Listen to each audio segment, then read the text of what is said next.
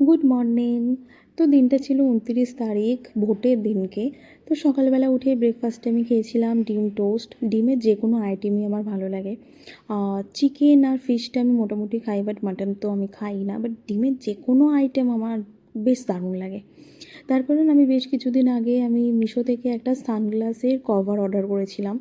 তো কভারটা তো উপর থেকে মোটামুটি ভালোই এসেছিলো, বাট দুটো ফল্ট ছিল এটার মধ্যে। এক তো ছিল এই জং ধরে গেছিলো, জানি না কেন, কতদিন পুরনো।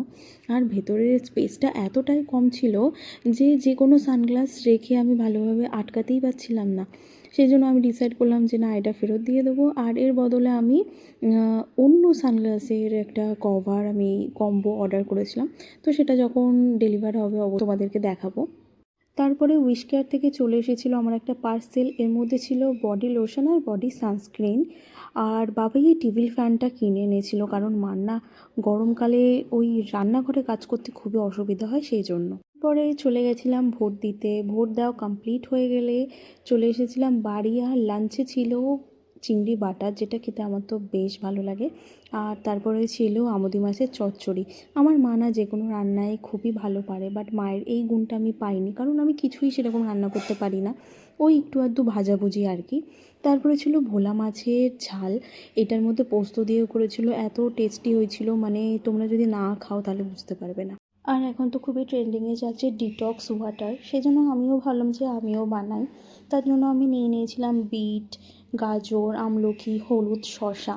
তো মা যখন এগুলোকে কেটে দিচ্ছিল তখন আমি ভিডিও বানিয়ে রেখেছিলাম যে এটা আমি যখন মিনি ব্লগ শেয়ার করবো তো সেখানে আমি শেয়ার করবো। বাট যখন আমি ওয়াটারটা বানালাম একদমই আমার খেতে ভালো লাগছিল না, জানি না কেন। তো আমার পুরো 2 লিটারের বোতলে পুরো আমি ভর্তি করে বানিয়েছিলাম। তো পুরো জলটাই তো আমার ফেলা গেছে। তো আমার খুবই খারাপ লাগছিলো যে এত কিছু দিয়েছিলাম, এত ভালো ভালো জিনিসগুলো সব কিছু আমাকে ফেলতে লাগলো। তো যাই হোক, তোমরা কারা কারা ডিটক্স ওয়াটার খাও অবশ্যই আমাকে বলো। তারপরে এই যে আমি দেখছিলাম যে আমাকে দেখতে এতটা কীরকম ড্রাই, একটা শুকনো শুকনো কেমন লাগছিলো। তার মধ্যে আইব্রোটাও অনেকটা বেড়ে গেছিলো, সেই জন্য আমি ভাবছিলাম যে এটা আবার প্লাক করতে হবে। আর রাত্রিবেলার ডিনারে ছিল রুটি আর তার সাথে ছিল চিলি চিকেন। তো এইভাবে আমার গোটা দিনটা কাটলো। তোমরা কি কি করলে ভোটের দিনকে আমাকে অবশ্যই জানিও। টাটা, দেখা হবে নেক্সট মিনি ব্লগে।